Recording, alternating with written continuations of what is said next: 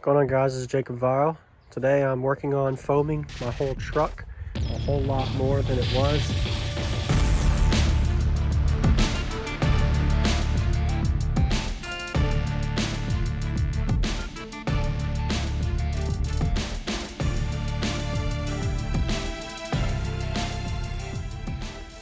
So I added a lot of foam in a lot of areas. Right now I just finished up, so I used 4 cans of foam total. But what I'm doing is letting this cure overnight now. So it looks messy right now. I'm kind of going to do a little commentary the next few minutes showing you what I did, the areas I did, why I did it, and kind of something that maybe y'all might want to consider. So from the previous video when I had a demo, I was recognizing from the video y'all saw, if y'all watched it, go watch it to see how the flex was. I noticed some areas where I had tape originally. So a lot of the areas where I remember y'all would remember taping. So what I did was I actually went in and foamed into all of those creases because that was just tape holding it. So it was still dense air inside of these panels of my vehicle, but now it's completely foamed in all together. So I'm hoping that this will help a little bit more than just having tape over those panels.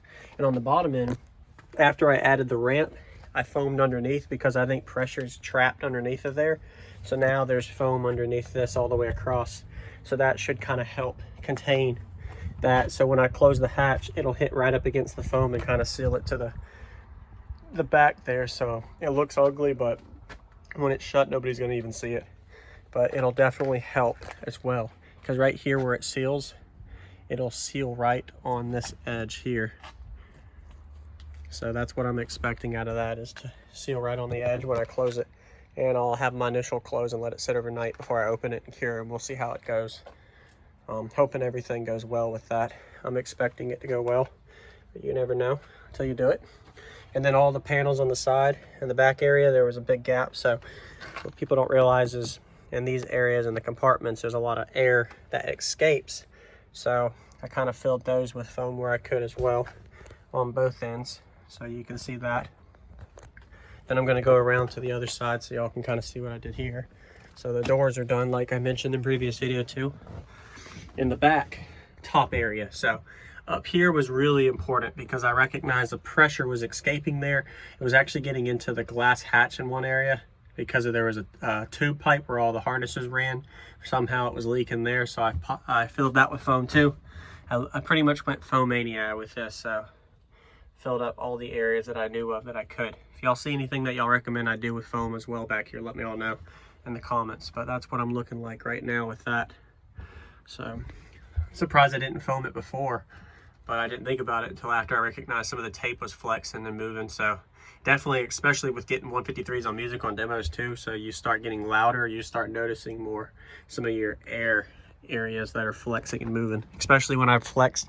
What it is I repaired the doors, so I made them solid. So as you move your pressure from one area to the next, the flex is going to prevent here, but then it puts more flex and pressure on other areas, which was happening to happen in the top back area of the hatch. And it was starting to get into the side panels, and that's where tape was starting to tear. So that showed up time to foam in the inside. And foam isn't going to tear, it's a lot more dense. Of course there's other options too, but that's just the cheap route for me. I think a can of my foam was like $4 a can, so I can foam my whole truck for like $30. It's a lot cheaper than if I was going another route. But there we go. Definitely happy with those results. I have to let it sit overnight to kind of see what happens with it. But I don't really have anywhere else I know to foam. I foamed all down here too, so hoping for that to turn out good.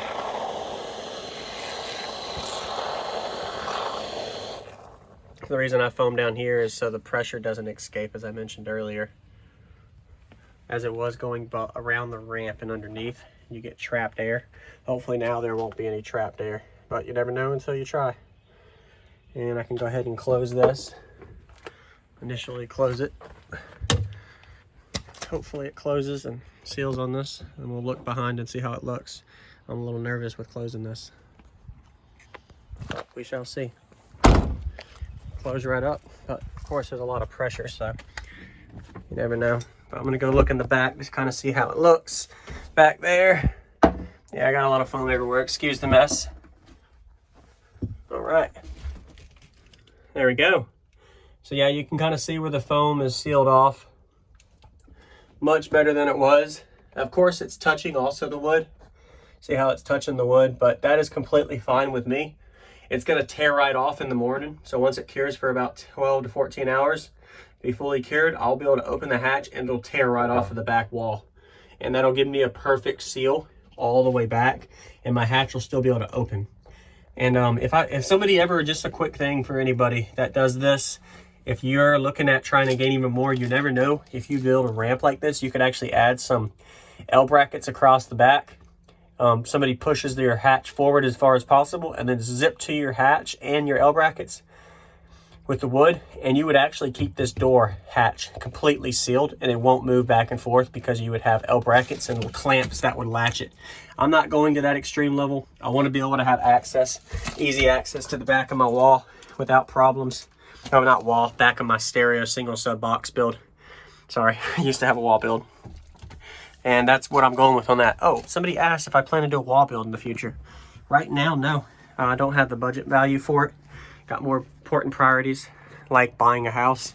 So, of course, that's a priority. And got to put money towards something more important. And that's one of them. I'm not going to mention all of them. There we go. But definitely excited to see what happened. You guys can kind of see all the foam panels filled in with that shot right there. There you go. Wow.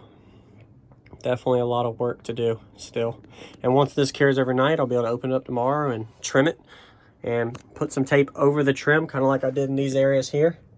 So I'll be able to tape over all of the foamed areas I trim, and I know for sure it's a lot more dense than it was.